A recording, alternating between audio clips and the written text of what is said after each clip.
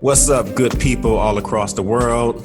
This is the Drippin' in Black podcast. I'm your host, David V. Lewis. And on this podcast, what we do is recognize Black excellence in all walks of life.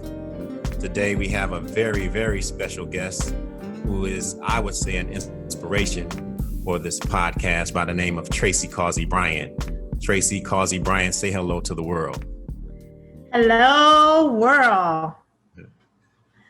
All right, so we're going to just have a conversation.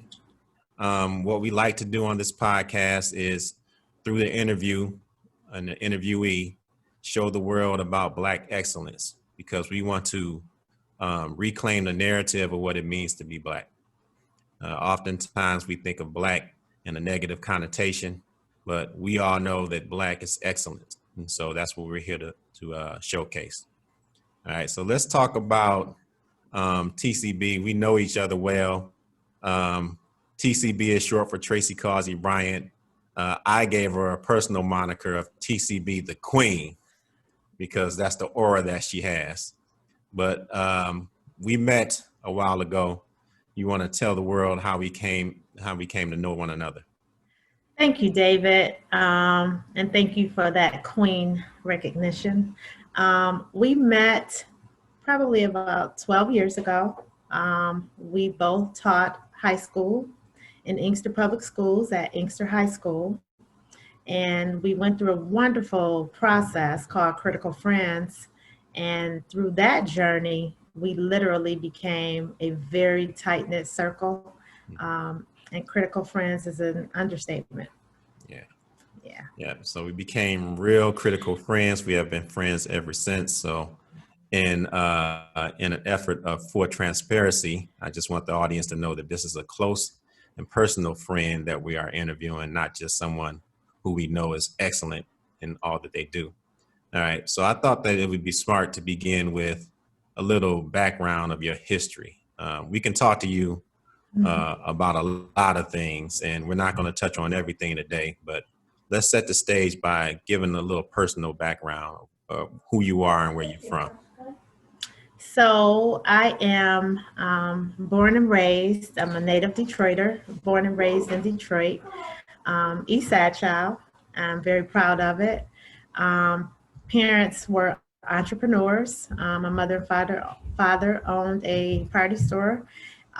Very hardworking parents. I'm the youngest of 10. Wow. Yes, I am the wife of Bryant, who is also my co-partner. He's the president of Black Lit Matters, and the mother of 2, Brandy and Braden. All right, excellent. And so we mentioned this idea of, or this organization, actually, right? This LLC of Black Lit Matters. So we'll get to that a little bit later. But we met, as you said earlier, in the realm of education. So tell the world a little bit about your educational background.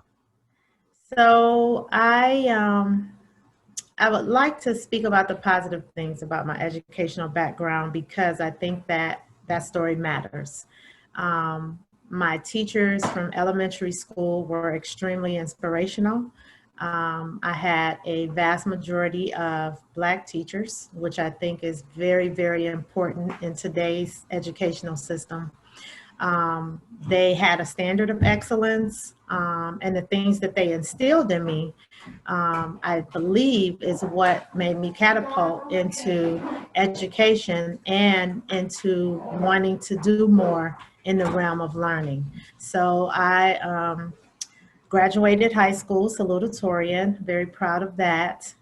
Went on to college on a scholarship, maintained my bachelor's degree, master's degree, and then went back further and got my educational specialist certification. That's my educational journey.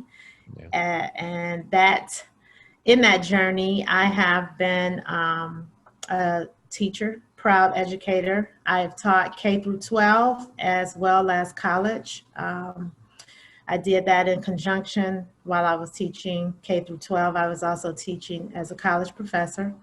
And from that, I went from teacher to department chair to supervisor to principal. And currently I am a principal at an elementary school where I am extremely happy and passionate about my students. All right.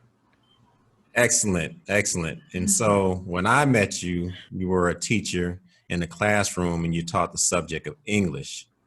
And what would you say is the most important lessons that you try to teach through English? Wow, the most important lessons, I think it doesn't matter what subject it is. I think the most important lessons is when you make those connections and build those relationships with your students, you open up a box that allows them to understand the importance of learning. Yeah. And so whatever the subject matter is, building a relationship was pertinent in getting them to discover their own journey in education. And so from there, it turns into a joy. And I had a wonderful journey with my students as they learned, because I did bring lessons that were rich, current, relevant to them, and try to do as much as I possibly could to give them representations in the lessons that reflected their community, their home life, their culture, which was also my culture. So I was always thinking in terms of how my students will receive whatever lesson it was that I was delivering. Yeah. Yeah. And a major part of that, what you say is reading. Absolutely. Absolutely. Let's talk about that. Why is reading valuable? Well, it's valuable for several reasons. Number one, anything that our students need to know. We know that the literacy rate in our country is 8th grade level average, 3rd grade level a little more than average. And when you think about that, you think about the adults that are walking around currently today that look at reading as punitive or boring. And so I think about the youth. If they see and are exposed to more literature that they're interested in, you may not always introduce it in a way where it's a must read, but if you put books in front of kids and adults that pique their interests, that opens up that world of wanting to read more. And I think our community will benefit from reading more, reading in front of our kids, reading to our kids, and reading with our kids. And so when they see adults reading, they in turn will also want to read. So promoting reading is a huge piece in my life. Very well said. I think you set my mind to thinking about people that are revolutionary. When they're passionate about something, they don't just talk about it, but they act upon it, and they leave a legacy behind that shows that. And so I got several people in mind, but I won't go down a list of people. But what I want to talk about now is because you spoke so passionately about the importance of reading, and this summer you were able to start Black Lit Matters, and actually I think it started early in the spring. So tell the world about Black Lit Matters. Give us where did the idea come from, and then how it evolved into what it is today. Okay, and I say this with joy in my heart because you know, you never know when seeds are planted or when the Lord gives you something, plants it in your heart. You know, you don't know how it's going to manifest or where it's going to go.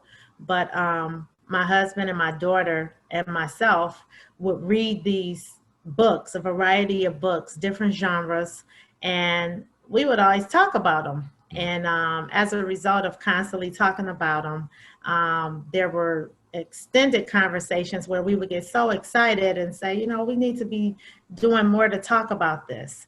And so in addition to that, when COVID-19 hit in March, my husband and 2 other Black fathers, our children all go to school together. They're in the same class. So 3 Black men, my husband included, got together and started their own Black male book club. And I thought that was absolutely amazing. Number one, I was excited that we had 3 Black children, all three of our Black children were in the same class together, and all three of their Black dads were actually in a Black reading club together. And Wow. so that was extremely, extremely powerful for me. I was more excited about my son and the other two children, just seeing the dads get together and reading and talking about what they were reading. So that in turn sparked more conversations with a small group of my friends, and some of them included you, David, and Sean. We were all together one evening and just having a discussion and constantly, again, talking about it would be so cool for us to start talking about books that we've read. And from there, this was birthed. It was not quite as clear the direction I wanted it to go, but I knew I got extremely excited internally. There was a fire burning that I knew this was something that I really wanted to do. And it was almost the perfect timing. It was a perfect storm because we were all on shutdown and quarantine. So we were all in the house and trying to figure out ways to be creative with spending our time at home and not being able to see our close friends and socialize in the manner in which we once did. And so the more we were sitting, the more we talked about it, I said, maybe we can do Zoom book clubs, and reached out to a few friends. We had some more dialogue about it and talked it over with my husband and my daughter, and they loved the idea. My daughter said, this is something that is going to be bigger than what you really know, Mom. This is your passion. And so she really pushed it, and she got extremely excited about it. And so from that conversation with the two of them, we sparked this. And so hence we have Black Lit Matters. Yeah. So again, Black Lit Matters is a book club that meets through Zoom. How often does the book club meet? So currently we meet weekly on Wednesday evenings, and we are always featuring books that promote Black authors or Black characters or Black experiences. So it's Black books, Black authors, Black characters, Black experiences. And we do that, number one, to continue to uplift and support our community. Number two, to promote literacy in our community and to also support Black authors. So we do several different pieces when we are on our Zoom calls. The book club does a raffle donation, and we take that money and we send students or children Black books, surprise books in the mail, and they come from Black Lit Matters, and it's from our Black book club from Black Lit Matters, where we get the names of children that are selected. And so we make sure that we send kids books with Black characters so they see a representation and a reflection of who they are and celebrate that beautiful Black and brown child. Yeah. So, this is when you told me about it, I got excited about just the book club in general. But then when we dig into the deeper details about how you're having adults read Black literature written by Black authors, telling our stories, but then also the raffle, as you mentioned, that leads to young children getting Black books in their hands with Black characters. It's just such a well-rounded, rich experience that's far-reaching. And so I just wanted to commend you on what's being done with Black Lit Matters. Now, my next question is, do you know how many kids you have received books through this Black Lit Matters to this point? So absolutely. We started off in early June, and it is now mid-August, almost August 27th, middle of August, going into the end of August. And we have sent over 35 children's books to sent them to children, surprising them And we've captured those pictures and just the joy of them getting excited about receiving a book in the mail with a nice note from Black Lit Matters, and encouraging them to keep reading. And that's probably been the most rewarding experience out of it all. How do you decide what books to get them?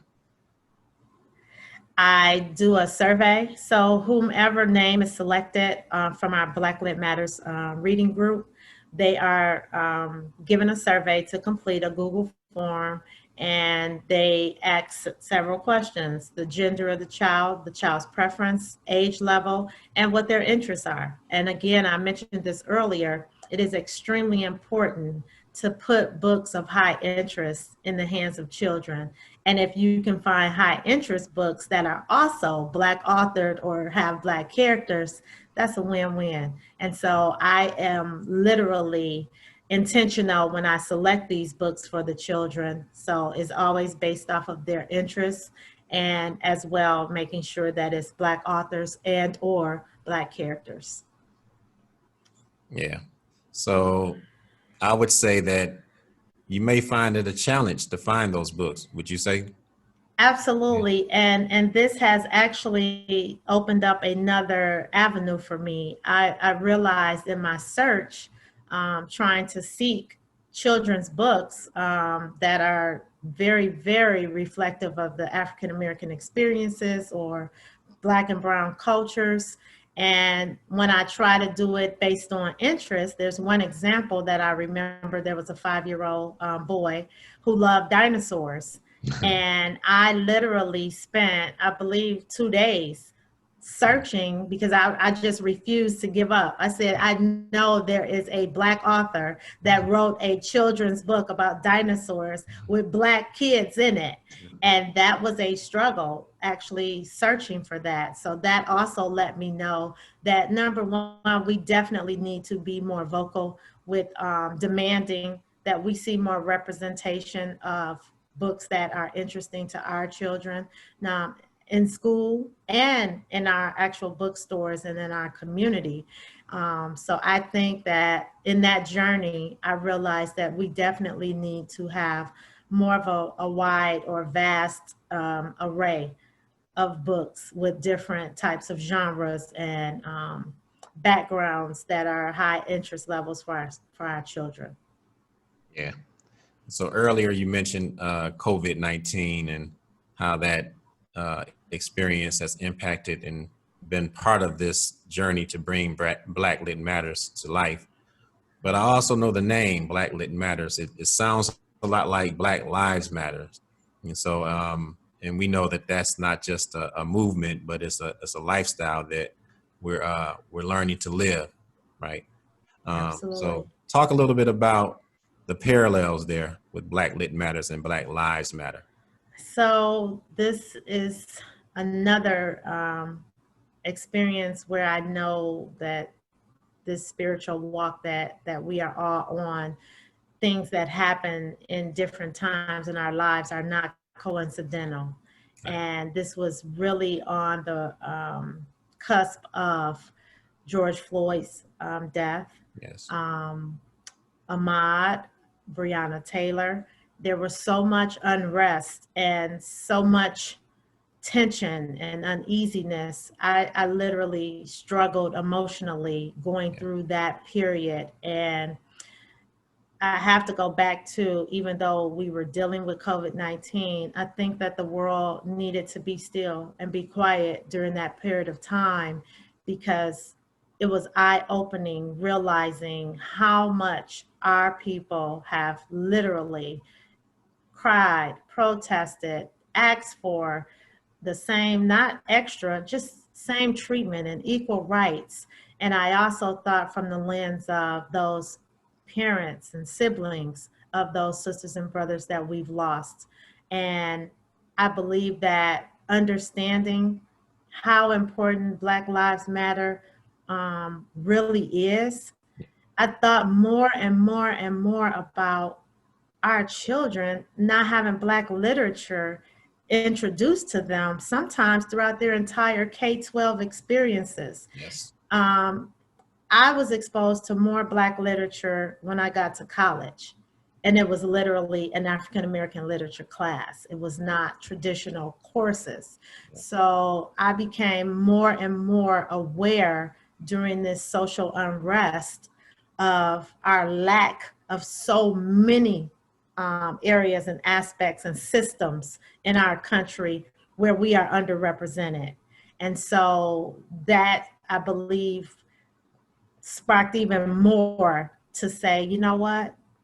We are going to promote, expose, uplift, inspire Black literature, because our families, our kids, our ancestors, our parents, we need to see Black books. We need to see Black children in books. Even though it starts in our community, I really want the world to understand that Black literature is important, because nothing against Shakespeare, but we learn Romeo and Juliet, we learn all these, you know, European novels and stories, and yet there's no mandate that says when you go through school from K through 12 that you must be exposed to these African American authors, that you must understand the Harlem Renaissance and know who Langston Hughes is. And oh my goodness, I can go on and on about Black authors. And I just know that other cultures are also missing this beautiful, beautiful story that unfolds every time we open our books and find out more about our people. And I think that, again, building it in our community is first and foremost. And I looked at how much pain our community was in after the deaths of our brothers and sisters. And the world watched it. And in doing that, I think that if they also were exposed to Black literature in an appropriate way, where it wasn't only if you had an African American literature class or during February, which is Black History Month, but throughout the entire year, I think that their lens would change as well.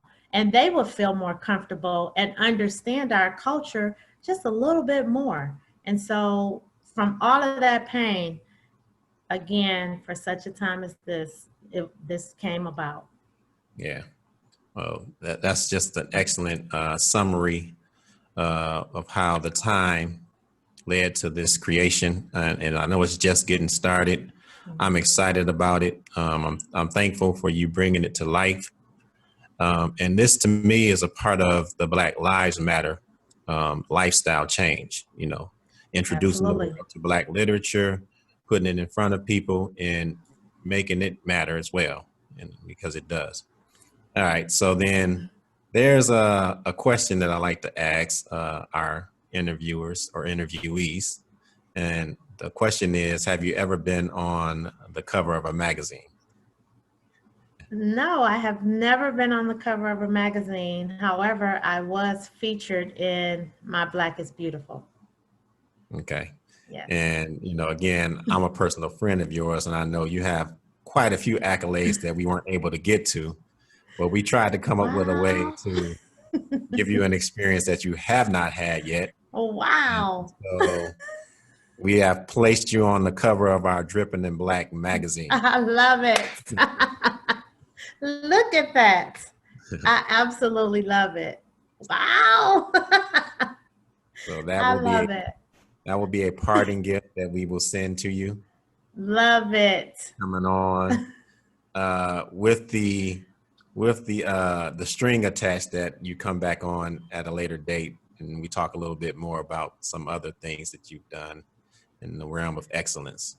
Absolutely. I can't even stop smiling. That is absolutely phenomenal. And I guess I'm just honored to not only be a part of Drippin' in Black, but for us to tell this story of the richness of our culture and our people. So I'm just floored. You guys got me over here, just can't stop smiling. All right. So the last thing, you're donning a Black Lit Matters t-shirt, and so am I. So I think it's smart for us to get up and show the world what they look like. All right. I did a great job with it. So all right.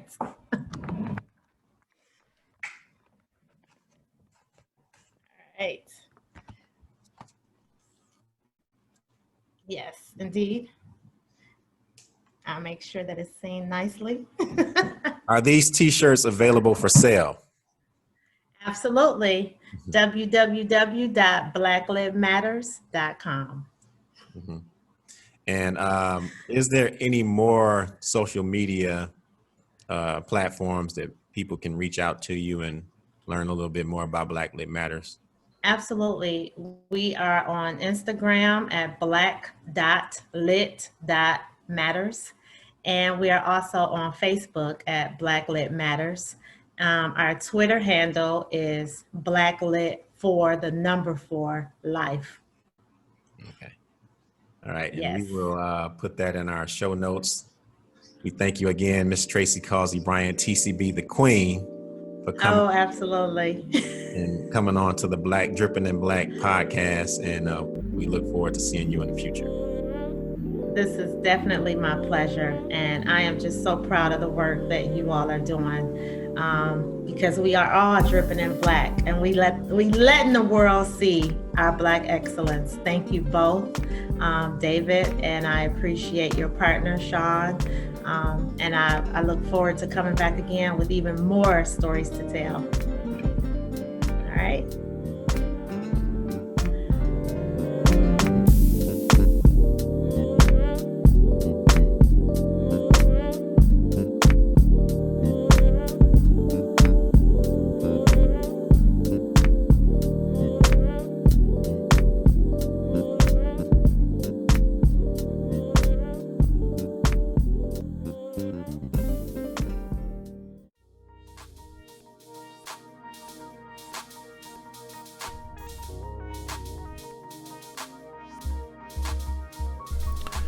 Our thanks again to the one and only Tracy Causey Bryant for gracing us here at Dripping in Black. I hope you all enjoyed that conversation. More to come in the future.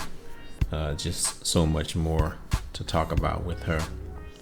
But we end our podcast with one last drip. One last drip is one last opportunity to squeeze in a little more Black excellence. So since today's episode we were dripping in Black literature, I thought it would be good for us to end this episode talking about the Coretta Scott King Book Awards. These are awards that are given to African American authors and illustrators. They are recognized annually for their outstanding work in books for young adults and children. And these books reflect African American life and culture. So it's right down what we've been talking about today. Recipients gain recognition from these awards. They receive a plaque and they are awarded cash. So when you get a chance, look up the Coretta Scott King Book Awards. It's an excellent opportunity to add to your book library. And the Coretta Scott King Book Awards were created to commemorate the life and works of Dr. Martin Luther King, as well as to honor the courage and determination of Miss Coretta Scott King. All right, so check that out. Until next time, be good, be good, be good. It is a choice.